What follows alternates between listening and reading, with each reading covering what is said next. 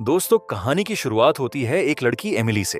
वो काफी परेशान नजर आ रही होती है क्योंकि उसका अपने बॉयफ्रेंड डेविड से बड़ा झगड़ा हो गया था। गुस्से में वो उसकी दी हुई रिंग वहीं छोड़ देती है और न्यू ऑरलियंस की ओर निकल पड़ती है। रास्ते में गाड़ी चलाते हुए उसका फोन बार बार बजता है। डेविड कॉल कर रहा होता है लेकिन एमिली कॉल नहीं उठाती। आखिर में डेविड एक वॉइस मेल छोड़ देता है। परेशान होकर एमिली रेडियो ऑन करती है जहां न्यूज चल रही होती है कि पूरे शहर में बिजली गुल हो गई है। पूरा न्यू ऑरलियंस ब्लैकआउट में डूब चुका है। उसी वक्त फोन फिर बजता है और जैसे ही एमिली नीचे देखती है उसकी कार तेजी से सड़क किनारे बने खंभे से टकरा जाती है। जोरदार धमाके के साथ गाड़ी पलट जाती है। एमिली का सिर लग जाता है और वो बेहोश हो जाती है। कुछ देर बाद जब उसे होश आता है तो वो खुद को एक अंधेरे कमरे में पाती है। उसका पैर घायल है और उसे किसी ने लोहे की जंजीर से बांधा हुआ है। घबराई हुई एमिली जंजीर तोड़ने की कोशिश करती है लेकिन असफल रहती है। तभी उसकी नजर जमीन पर बिखरी अपनी चीजों पर पड़ती है। वो एक स्टिक की मदद से अपना मोबाइल खींचने में कामयाब होती है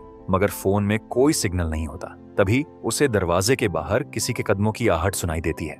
दरवाजा खुलता है और अंदर एक आदमी आता है। उसका नाम हावर्ड होता है, वही आदमी जिसने एमिली को यहाँ लाकर कैद किया होता है। वो उसके लिए खाना लेकर आता है। एमिली डरते हुए उससे कहती है कि उसे जाने दे लेकिन हावर्ड इनकार कर देता है। वो कहता है, मैं तुम्हें बाहर नहीं जाने दे सकता। फिर वह एक बैसाखी उसकी ओर बढ़ाता है ताकि वह चल सके। एमिली उसे धमकाती है कि अगर उसने उसे आजाद नहीं किया तो उसका बॉयफ्रेंड पुलिस को बता देगा और वे जल्द ही उसे ढूंढ लेंगे। इस पर हावर्ड ठंडे लहजे में कहता है, कोई नहीं आएगा, ऊपर कोई बचा ही नहीं है। फिर वह कमरे से निकल जाता है लेकिन चाबी वहीं छोड़ देता है। एमिली तुरंत चाबी से अपनी जंजीर खोल लेती है और दरवाजा खोलने की कोशिश करती है पर दरवाजा बंद होता है। वो हार नहीं मानती।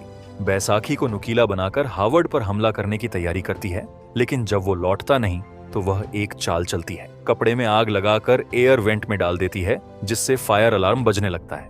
जैसे ही हावर्ड अंदर आता है एमिली उस पर हमला करती है पर वो उसे काबू में कर लेता है और बेहोश करने वाला इंजेक्शन लगा देता है। जब एमिली को होश आता है हावर्ड उसके सामने बैठा होता है। वो कहता है, तुम्हें मेरा धन्यवाद करना चाहिए, मैंने तुम्हारी जान बचाई है। हैरान एमिली पूछती है, किससे?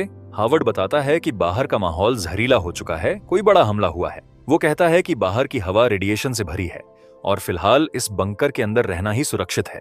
एमिली को उस पर जरा भी भरोसा नहीं होता लेकिन तभी ऊपर से अजीब सी आवाज आती है। हावर्ड जल्दी से कमरे से बाहर निकलता है और दरवाजा बंद कर देता है।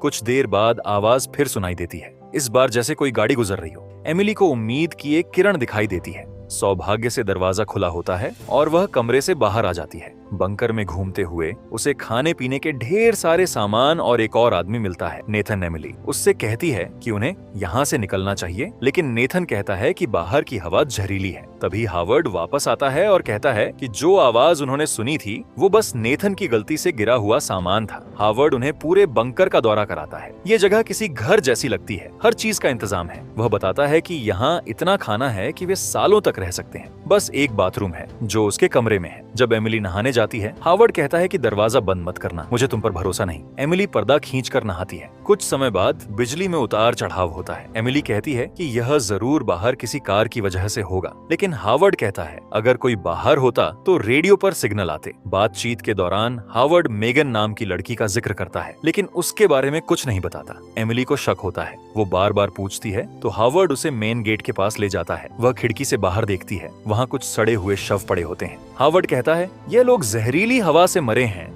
एमिली उसे मान तो लेती है पर जब वो ट्रक पर खून के निशान देखती है तो शक और गहराता है। नेथन उसे बताता है कि हावर्ड पहले आर्मी में काम करता था और इस बंकर को उसने खुद बनाया था। एमिली उसे बताती है कि उसने ऊपर कार की आवाज सुनी थी लेकिन तभी हावर्ड अंदर आ जाता है। रात के खाने के दौरान माहौल भारी होता है। एमिली जानबूझकर नेथन से फ्लर्ट करने लगती है ताकि हावर्ड को गुस्सा आए। वो सच में भड़क जाता है, चिल्लाता है और एमिली को धक्का दे देता है। एमिली बहाना बनाकर माफी मांगती है लेकिन उसी वक्त वो उसके बेल्ट से चाबी चुरा लेती है। तभी ऊपर से फिर किसी कार की आवाज आती है। हावर्ड ध्यान हटाता है और एमिली उस पर बोतल से वार करके भाग जाती है। वो मेन गेट तक पहुंचती है और पहला दरवाजा खोल लेती है, दूसरा दरवाजा खुल नहीं पाता। तभी बाहर एक औरत दिखाई देती है। उसका चेहरा भयानक रूप से जला हुआ है और वो मदद की भीख मांग रही होती है। एमिली सिहर उठती है। अब उसे यकीन हो जाता है कि हावर्ड सच बोल रहा था। वो वापस अंदर चली जाती है बातचीत के दौरान हावर्ड बताता है कि असल में उसी से एमिली की कार का एक्सीडेंट हुआ था,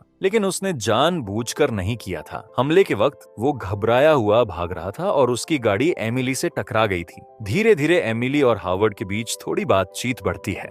हावर्ड उसे अपनी बेटी मेगन के बारे में बताता है, जिसकी फोटो भी दिखाता है। फिर तीनों, हावर्ड, एमिली और नेथन, एक साथ रहना शुरू कर देते हैं। एक दिन बंकर हिलने लगता है, ऊपर से हेलीकॉप्टर जैसी आवाज आती है। हावर्ड कहता है, ये हमारे नहीं है, दुश्मन के हैं। अचानक अलार्म बजने लगता है। एयर फिल्ट्रेशन सिस्टम खराब हो गया था। एमिली को वेंट में भेजा जाता है ताकि वो सिस्टम रीस्टार्ट करे। काफी संघर्ष के बाद वो मशीन ठीक कर लेती है। वहाँ उसे दीवार पर हेल्प लिखा मिलता है, खून के निशान के साथ। वो डर जाती है। नीचे लौटने पर उसे खून लगे ईयररिंग्स मिलते हैं, वही डिजाइन जो फोटो में हावर्ड की मेगन के कानों में थे। नेथन बताता है कि वो लड़की दरअसल मेडलिन थी, जो 2 साल पहले गायब हो गई थी। एमिली को सब समझ आ जाता है। हावर्ड झूठा है। वो और नेथन प्लान बनाते हैं कि उसे खत्म करना ही पड़ेगा। रात में एमिली पर्दे से सूट बनाना शुरू करती है ताकि जहरीली हवा में निकल सके। हावर्ड को शक न हो, इसीलिए वो सारी चीजें गद्दे के नीचे छिपा देती है। कुछ दिन बाद हावर्ड एक बैरल निकालता है और बताता है कि इसमें एसिड है। वो नेथन से पूछता है कि उसके कमरे में कुछ सामान क्यों था। नेथन झूठ बोल देता है, मैं हथियार बना रहा था ताकि एमिली मुझे इज्जत से देखे। हावर्ड हंसता है और अगले ही पल गोली मार देता है। एमिली दहशत में आ जाती है। वो अब अकेली है। कुछ समय बाद हावर्ड आइसक्रीम लेकर आता है और कहता है, अब हम दोनों परिवार हैं। एमिली मुस्कुराती है, लेकिन मन में तय कर लेती है उसे भागना ही होगा। वो सूट बनाती है, लेकिन गलती से उसका मास्क गिर जाता है। हावर्ड को शक होता है और जब वह कमरे में आता है तो उसे गद्दे के नीचे से सूट मिल जाता है। एमिली झट से भाग जाती है। वो केमिकल कूलेंट लेकर हावर्ड के कमरे में जाती है और देखती है कि नेथन की लाश एसिड में पड़ी है। हावर्ड अंदर आता है, पर एमिली बैरल गिरा देती है। एसिड फैलता है, आग लग जाती है। वो भागती है, वेंट से रेंगती हुई गुजरती है। हावर्ड पीछे से चाकू से वार करता है, लेकिन एमिली बच निकलती है।